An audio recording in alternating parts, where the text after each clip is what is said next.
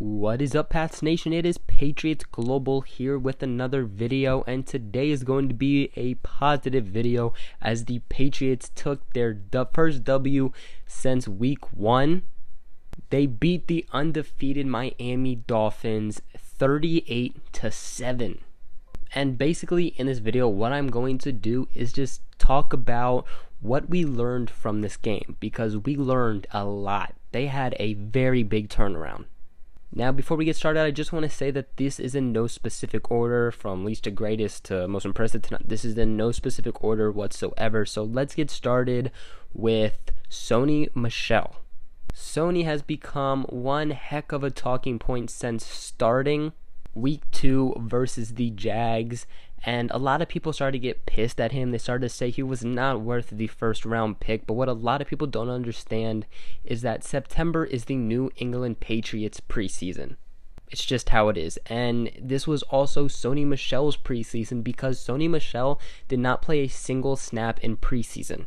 And if you've been around my channel for a while, then you know that that is because he was dealing with an injury that sided him the whole preseason. I'm telling you right now, if Sony played every single one of those preseason games, then week 1 we would have seen a totally different Sony Michel. You need experience in the NFL. You need to know what's going on. You need to click with your team, know how the holes are going to open, when the holes are going to open. You just need to know your guys. And as each game goes by, Sony Michel is getting even better. Today he rushed for 25 attempts, resulting in 112 yards and a touchdown. To me, that is just crazy. I mean, this is just Sony Michel's third game, and he already has rushed for 112 yards in one game. Big things are going to come from Sony Michel with time, with experience, mark my words. Alright, so the next thing we learned is that Josh Gordon was the key that the Patriots needed. He was the key to the lock that the Patriots couldn't open. And what I mean by that is that the Patriots have had a lot of mediocre, and again, not the word I'm looking for, but just basic wide receivers. They can't get release, they can't get separation from the defenders. And the only guy that is really pulling focus away is Gronkowski. And if you just double team Gronkowski, then you're good.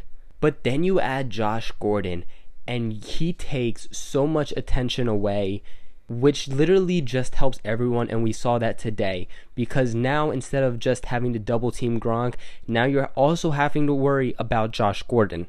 Ultimately, Josh Gordon being on the team, that's pulling focus from Gronkowski and all the other guys, and basically it's just helping other guys get open. Gordon finished his his Patriots NFL debut with 2 receptions for 32 yards. Now, they were saying that they are also limiting him. This isn't because he is having trouble with the playbook or anything. He's actually doing extremely well with the playbook. He's studying extremely hard. He's just looking very great in the system. He loves the system, getting praised by everyone. He's praising everyone. It's just coming down more to that hamstring thing. He's getting better, but still something that's bothering him and they don't want to push. But to get 2 receptions for 32 yards and also have a big block that resulted in a touchdown, just great to have Josh Gordon on board. Now, the next thing we learned might be more towards on the negative side, but that is the Patriots are going to have to release somebody from the 53-man roster. But the good news to this part is that is because Julian Edelman is back. Yes, tomorrow Julian Edelman will be back at practice and getting ready for Thursday's game versus the Colts. Also, just a little update, this Thursday the Patriots will also be wearing their color rush jerseys. I know a lot of people love them, including myself, so something else to look forward to. But Julian Edelman being on suspension cleared up a roster spot, and now that he is coming back, the Patriots are going to have to take someone off of the 53-man roster. And my best guess is that is going to happen tomorrow. The Patriots have a very short week, so if any moves are going to be happening, then it's going to be happening very quick and very soon. The Patriots also released somebody from the practice squad. What was it, Friday? It was a couple days before the actual game today. they released wide receiver Corey Coleman, and a lot of you are actually asking me to make a video on him being released, which I wasn't really expecting because it's the practice squad release, but you guys are really wanting more details and my thoughts and just all that on Corey Coleman. So a video on him is going to be made, basically just around his release and all that stuff. But so that means that the Patriots also have a practice squad spot open.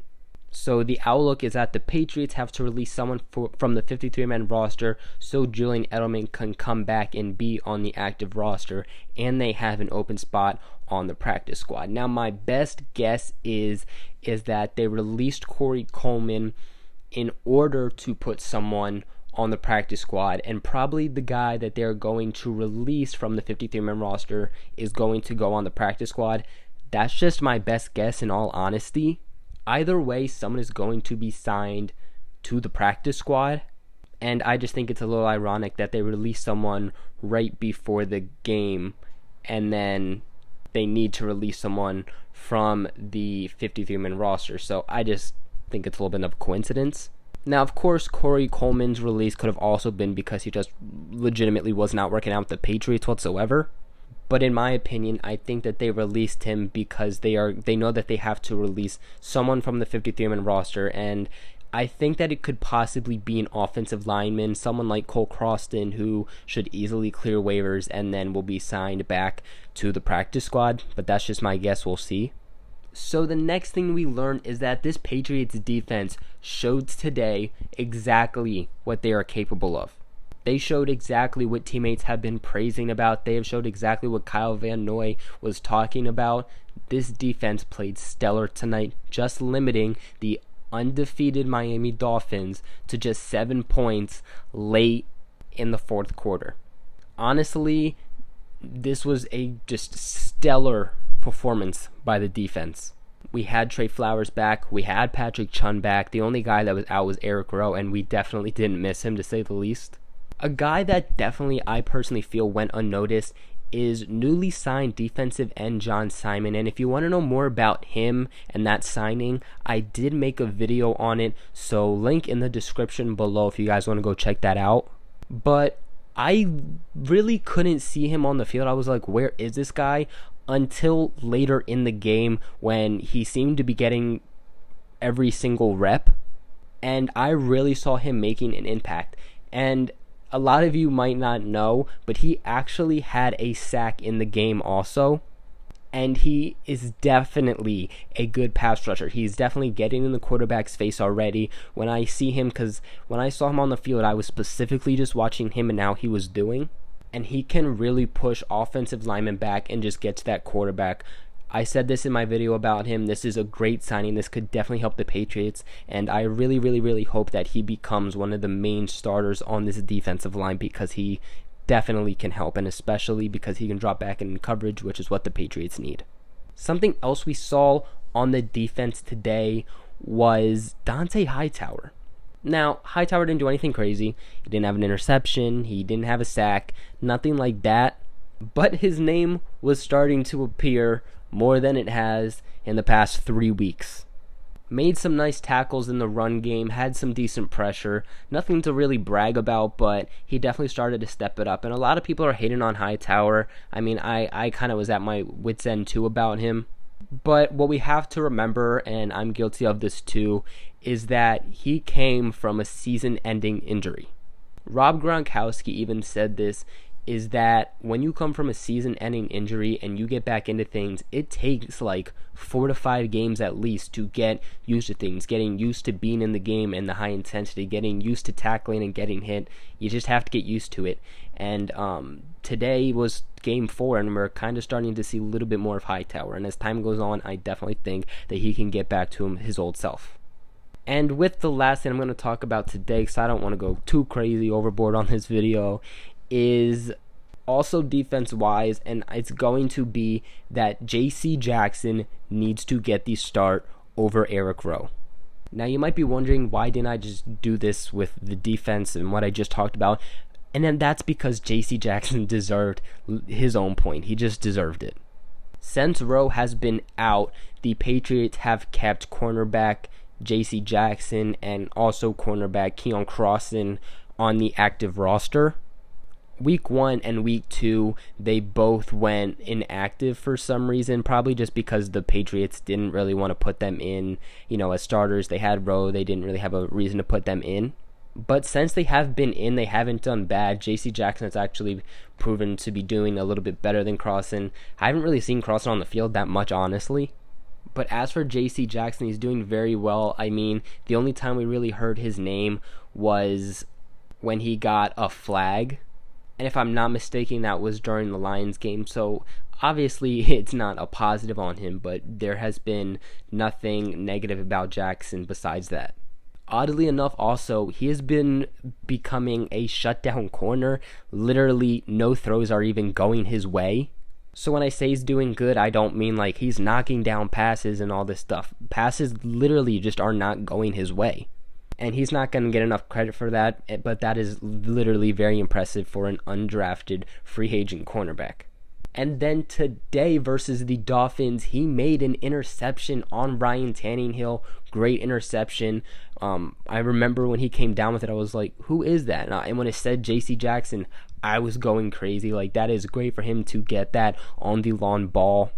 And J.C. Jackson is just a hidden gem for the Patriots. He is literally just what the Patriots need, and that is because he does very well with plays going down the field. A lot of times when we see quarterbacks throwing down the field against this Patriots defense, it seems like these cornerbacks and safeties can't keep up and they usually get beat. But we saw this versus the last preseason game versus the Giants when J.C. Jackson had 2 interceptions. Whenever they throw down the field and J.C. Jackson's covering, he seems to come up with the interception, and that's the kind of guy we need, a guy that can cover very well and keep up with receivers down the field, because whenever I see him going down the field covering a wide receiver, he is always bumper to bumper. Like, he has that speed and acceleration to be able to keep up. So I think what we learned from, today and last week is that J.C. Jackson needs to get this start over Eric Rowe. But that is it for today's video. What are your guys' thoughts on the Dolphins game? Make sure you guys let me know below. I mean, we literally blew out the Dolphins. Just crazy. Loved what I saw today.